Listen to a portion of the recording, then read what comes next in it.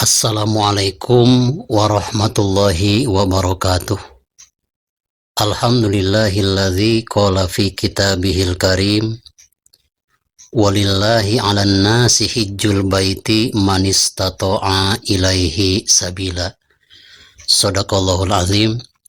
Wa qala an-nabiyyu sallallahu alaihi wasallam buniyal islam ala khamsin syahadati alla ilaha illallah wa iqamis salati wa ita'iz zakat wa shaumi ramadan wa hijjul baiti man istata'a ilaihi sabila.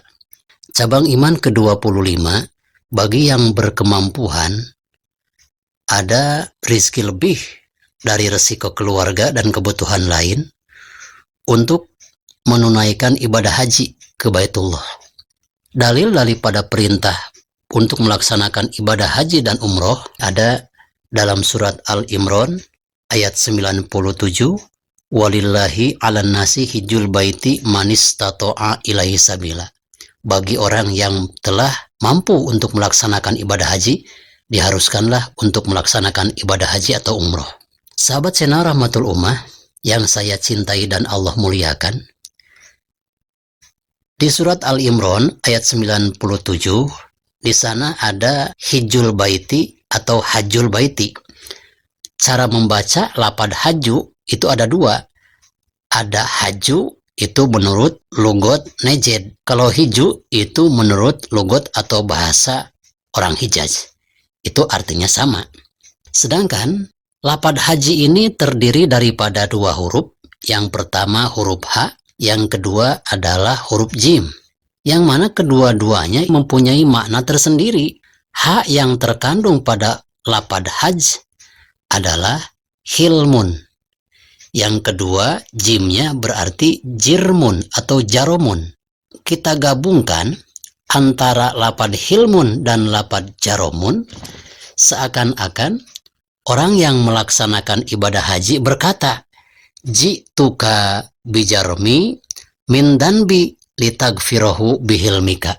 Ya Allah, aku datang memenuhi panggilanmu berupa umroh untuk diampuni segala dosa-dosa dengan hilimmu. Itulah makna yang terkandung dalam lapad al-hajju.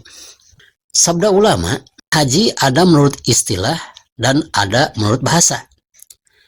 Kalau haji menurut bahasa itu adalah al-qasdu. Kita mencita-citakan sesuatu, maka itu dinamakan haji menurut bahasa. Lain lagi haji menurut istilah.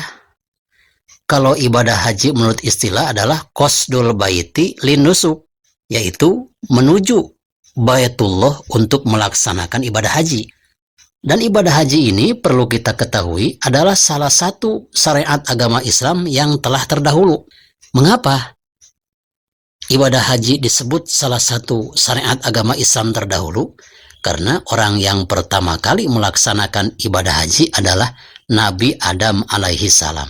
Tapi kalau kita bandingkan antara syariat pernikahan dan syariat ibadah haji, masih dulu syariat pernikahan.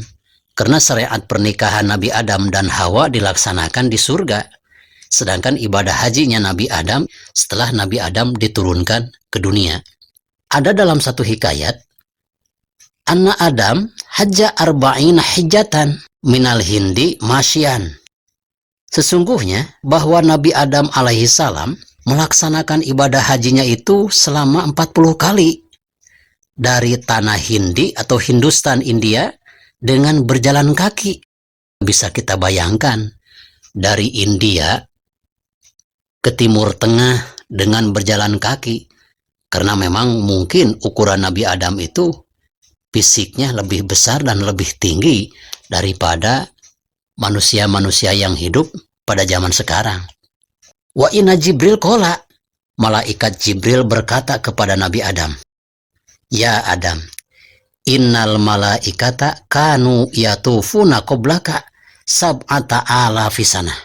Wahai Adam, sesungguhnya para malaikat itu sudah terlebih dahulu tawaf di Baitullah sebelum engkau melaksanakan tawaf. Di tempat ini yaitu 7.000 tahun yang lampau. Sebelum engkau diturunkan ke bumi, para malaikat itu sudah melaksanakan tawaf di Baitullah 7.000 tahun sebelum engkau diturunkan ke sini. Sahabat channel Rahmatul Ummah yang saya cintai dan Allah muliakan, apa keistimewaan ibadah haji? Ada salah satu sabda Rasulullah Shallallahu Alaihi Wasallam, "Man ja'a hajan yuridu wajhallahi ta'ala faqad ghufira lahu ma taqaddama min dambihi wa ma ta'akhkhar wa yashfa'u fi man da'a lahu." Barang siapa yang berangkat dari rumahnya untuk melaksanakan ibadah haji ataupun umroh, juga disertai dengan niat yang tulus ikhlas untuk melaksanakan perintah Allah Subhanahu wa Ta'ala, maka orang tersebut mempunyai beberapa keuntungan. Satu, dosa yang sudah lalu dihapus oleh Allah, dan Allah Subhanahu wa Ta'ala akan menghapus juga dosa-dosa yang akan mereka laksanakan. Maksudnya bagaimana? Ketika seseorang akan ada niat untuk melaksanakan kejahatan, maka kejahatan tersebut tidak dilaksanakan. Itu arti daripada hadis bahwa dosa yang akan dilaksanakan itu diampuni oleh Allah Subhanahu wa Ta'ala, dengan arti tidak jadi untuk melaksanakan kejahatannya. Juga keuntungan yang ketiga bagi orang yang melaksanakan ibadah haji, yaitu bisa memberikan pertolongan di hari kiamat kepada orang yang mendoakannya.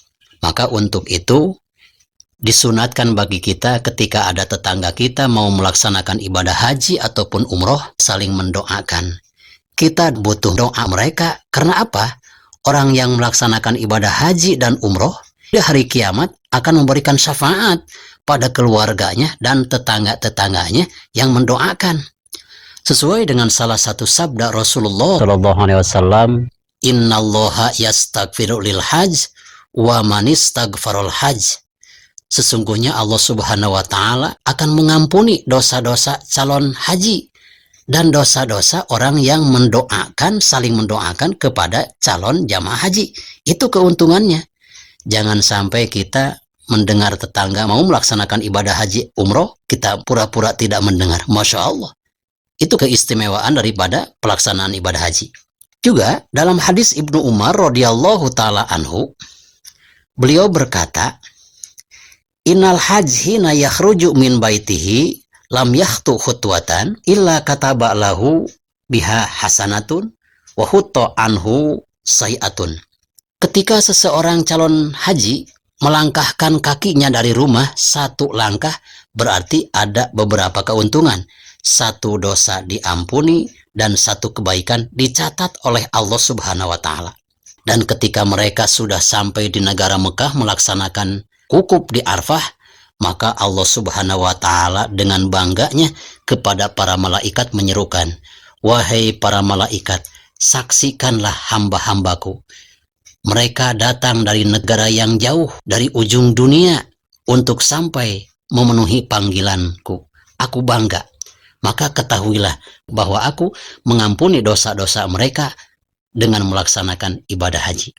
Sahabat channel Rahmatul Ummah yang saya cintai dan Allah muliakan, ada salah satu sabda daripada Imam Mujahid, "Laqad khalaqallahu ta'ala mawdi'a hadal bait qabla ay yakhluqa syai'an minal ardi bi alfai sanatin wa anna qawaidahu laminal ardi sabi'ati supla." Menurut Imam Mujahid, sesungguhnya Allah Subhanahu wa Ta'ala telah menciptakan pondasi Ka'bah ini sebelum Allah menciptakan bumi. Sebelum Allah menciptakan bumi selama 2000 tahun, itu pondasi Ka'bah sudah ada.